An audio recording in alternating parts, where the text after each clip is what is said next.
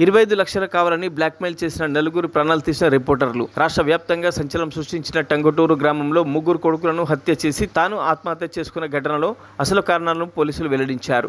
మృతుడు నీరెడ్డి రవి భార్య శ్రీలత ఇచ్చిన కంప్లైంట్ ఆధారంగా దర్యాప్తు చేయగా నీరెడ్డి రవి అనే వ్యక్తికి 5 రిపోర్టర్లు, ఒక హోంగార్డ్ 25 లక్షలు కావాలని బెదిరించి డబ్బుల కోసం బ్లాక్మెయిల్ చేయగా తన ముగ్గురు కొడుకులను చంపి తాను కూడా ఊరివేసుకున్నాడని తెలిపారు. కాగా పోలీసులు నలుగురు మృతికి కారకులైన వారిని పోలీసులు గుర్తించగా వారిలో 5 విలేకరులు కాగా ఒక హోంగార్డ్ ఇతరులు ఉన్నారు.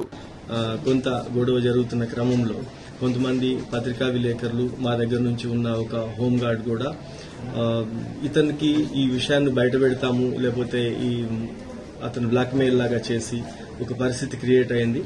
దాంట్లో 5 పత్రికా విలేకరులు ఇతన్ని దగ్గర తీసుకొని వచ్చి వాళ్ళ బావమర్ది వీళ్ళందరినీ ఒకరోజు సెటిల్మెంట్ లాగా కలిసి 5 కలిసి 25 lakhs డిమాండ్ చేయడం జరిగింది.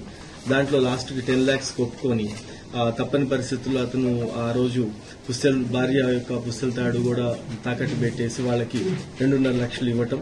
దాని తర్వాత వెంటనే అతను నెక్స్ట్ కొద్ది రోజుల్లో పిల్లల్ని చనిపోవటం జరిగింది.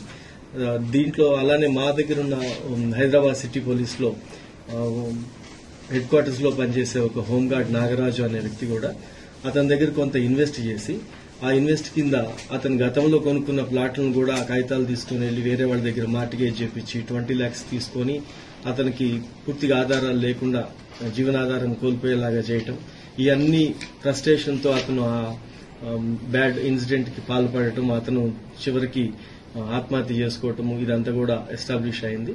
ఈ కేసులో ఇప్పటి వరకు తెలిసిన దాని ప్రకారము మన శంకర్పల్లి విలేకరులు ఏబిఎన్ నుంచి శ్రీను, ఈనాడు నుంచి శ్రీనివాస్, నమస్తే తెలంగాణ నుంచి మహేష్, సాక్షి నుంచి ప్రవీణ్, తర్వాత వార్తా నుంచి శ్రీనివాస్ రెడ్డి, ఈ 5 వ్యక్తులు ఆ రోజు వెళ్లిన దాని మీద ఫస్ట్ నుంచి పేర్లు వస్తే దీంట్లో ఉన్న సెన్సిటివిటీ మరిన్ని అప్డేట్స్ కోసం మా ఛానల్ ని సబ్స్క్రైబ్ చేయండి.